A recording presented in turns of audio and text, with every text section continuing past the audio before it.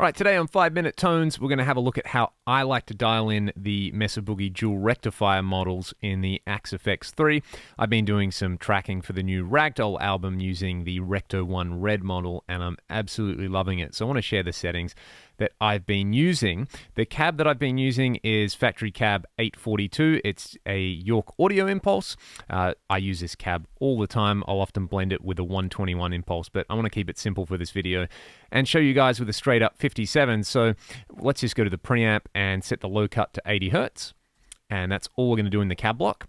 Then we'll go to the amp block, and we've got Recto 1 Red. Now, most people, I call this like guitar shop syndrome when you play a rectifier, right? You plug it in, and you set everything to noon, and you just expect to get that sound straight away. And when you do that, you get this.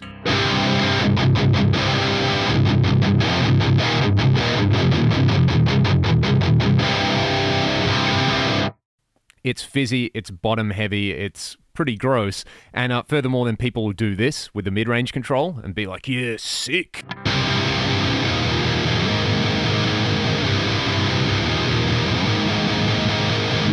Which might be fully sick in a guitar shop, but your guitar's just going to disappear in a mix. So you don't have to do a lot to the Recto to tighten it up and make it an absolute savage rock metal machine. So we'll do that now. I'm going to set the mids back to 5.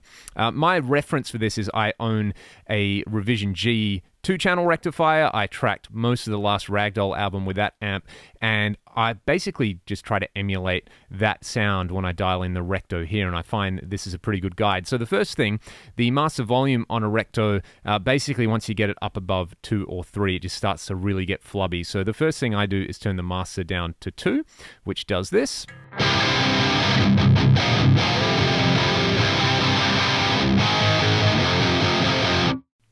And kind of takes some of the flub out of there. Essentially then what I'll do is turn the bass down, because these are super bass heavy amps, and I'll actually pull a little bit of mid-range out of there as well. This so far gives us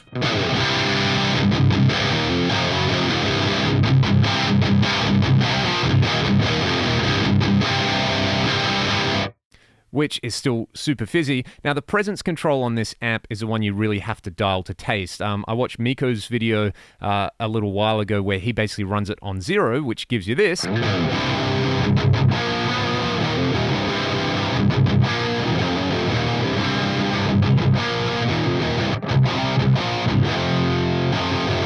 And you can also turn the gain down and get more of a, I guess, a traditional kind of rock guitar sound. It's got a very nice soft response in there, but for what I like to do, and especially with the Ragdoll stuff, because Ryan plays with bass distortion as well, I really need a lot of high end in there, which is probably why so many of the tones I dial in a lot of you will find excessively bright, but I find they do work in the mix. At the end of the video, we'll have a listen to this preset tracked with some real drums and bass. So turn the presence up just a little bit, and so far we've got this.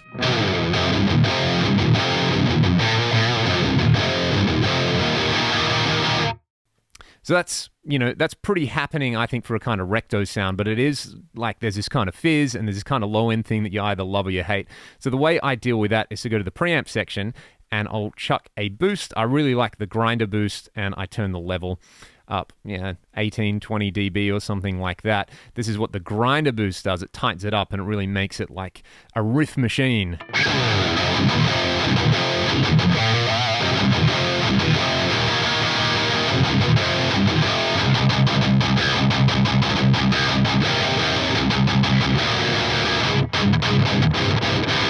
Yeah, that is super cool. It is really bright, and it is a little bit almost kind of stiff sounding. So the last thing I do is go to the power supply, and to kind of cop the tube rectified mode on my old Rev G, I'll turn the supply sag right up to about 6, and I'll turn the variac to about 75%. So we get this.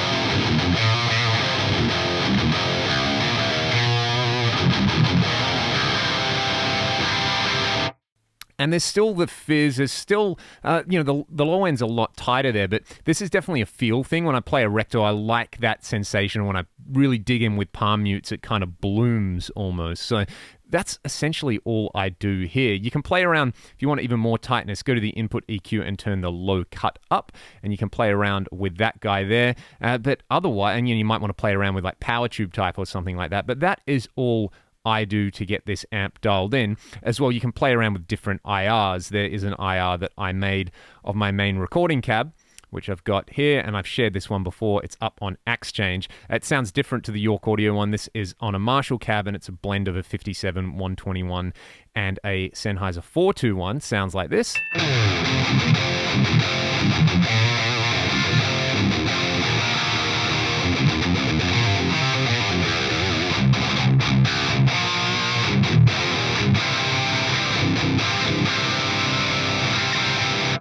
And if you find, like I said, if you find this overly bright, turn the presence control down. That's essentially all I do with the Recto. Let's have a listen to it in a mix with real bass and real drums, and I will see you guys next time. Thanks for watching.